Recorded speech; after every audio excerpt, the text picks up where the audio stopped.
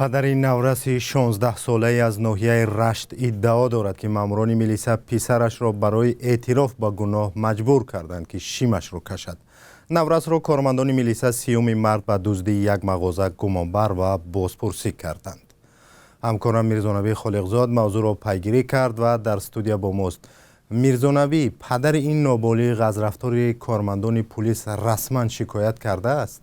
سلام بینندگان عزیز. بله مومن، پدر نابالغ 16 ساله پس از آنکه از زبان پسرش شکنجه کارمندان میلیسا و تهدید آنها را میشنود به دادستانی ناحیه را شکایت برده است. حالا دادستانی ناحیه دزدی و شکنجه نورس را یک جای تحقیق دارند، ولی پرونده هنوز باز نشده است. نام و صدای نورس، پدرش و دو مأمور میلیسا در اختیار رادیو آزادی است. ما با آنها صحبت کردیم، اما به دلیل‌های اخلاقی و قانونی نشر نمی‌شود.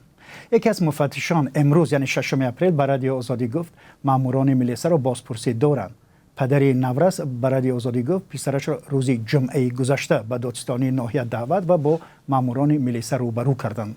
به گفته پدرش، پسرش در این گفتگوی چشم به چشم به پروکرور نقل کرده است که کارمندان میلیسا او را مجبور کردند که در دزدی مغازه ده دست داشتنش را اعتراف کند.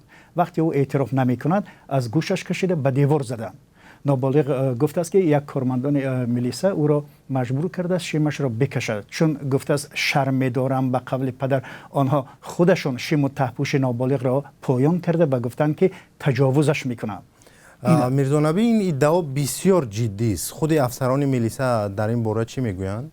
واقعا در این موضوع نمیشد بدون احساس صحبت کرد. من با یکی از آنها صحبت کردم و او گفت که چنین کار را نکردند. حبیب الله صفالزاده از جمله سردار اداره کارهای داخلی نوآباد ادعا دارد که درباره بدرفتاری زیر دستانش دروغ میگویند و خود ماجرا پس از آن سر زده است که محصولات یک دکان را در دهه یشمی ناحیه رشت شرق تاجیکستان دزدیدند. فروشنده یار محمد نظریف در صحبت با ما میگوید دزدی شب 29 مارس رخ داده است و نمیداند مبلغ و شیرینی و نوشابه ها را کی گرفته است. کارمندان میلیسا گفتند یک روز پس از دزدی این نورس برای خانهشان مال و محصولات خریده است و محض همین دلیل که پول را از کجا پیدا کرده است سبب دعوتش به اداره میلیسا شده است. این بار اول نیست که نورسان و دیگر گمانبران از شکنجه و تهدید هنگام بازپرسی شکایت میکنند. سازمان‌های حامی حقوق بارها گفته بودند که حالت‌های زیادی زیر شکنجه میلیسا و گناه ناکرده اعتراف کردن گمانبران در جنایت ثبت شده است. این است مثلا. تشکر. میرزانبی خالقزاد درباره ادعای یک پدر از رشت صحبت میکرد.